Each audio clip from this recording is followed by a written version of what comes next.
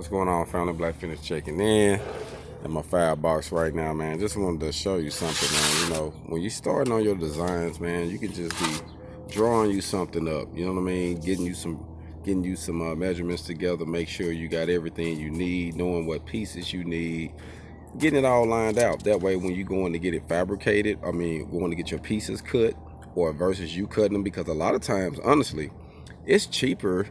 Then you can go to the certain steel yards and be like, hey, cut these pieces, blase, blase, and they can get them to the exact pretty much cut, and all you have to do is touch them up, and it's cheaper than you spinning blades and doing the work on your own. All you have to do is the piecework, you know, putting everything together like a puzzle, cleaning it up. You know, I do that a lot. So I think that is wise, and just, you know, utilize what you got, man. You know what I mean? Like I say, this is my little firebox.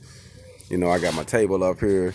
Normally when I get ready to go, I can pick up either one of them, you know what I mean, my stick and TIG welder or my MIG and flux core, and I can do what I got to do, you know what I mean? So it's all about having the needed things you need. You know, you can, there's a lot of nice stuff you can get, but if you just start now, get what you need, get the bag, and then go back and get the nice stuff, you know what I'm saying? But until then, just use what you got, you know what I mean? My guy said, man, he really liked the way I got it lined out, so I'm gonna show you, show the whole layout to you one more time. And, you know, like I say, it's nothing major, but I just utilize the space that I have, where I can be able to tow what I need and have everything on here, even with my bottle. You know, I got a slide here that comes out for my bottle, you know what I mean? And it stops, you got to stop on the back of it.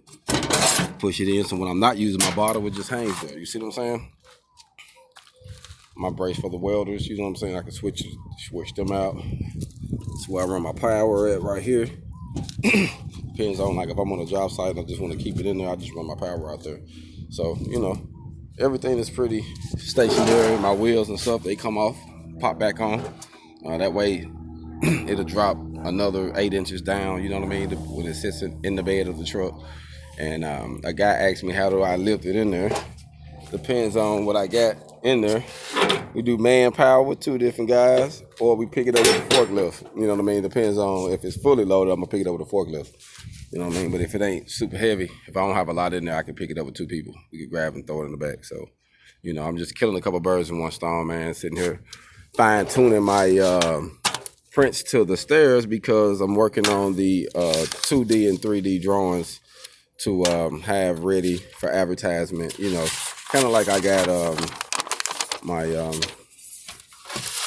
how I got the welding skids. You see how I got the welding skids laid out? Well, I'm about to get the color and 2D drawing like this, so that way, you know what I mean, you can actually see what I got going with the stairs when I start doing the brochures and things like that. So I'm just trying to utilize this downtime right now, man. So while I got a moment, you know, I'm gonna come up with something, man. You know, utilizing what you got, utilizing the space. HogOn.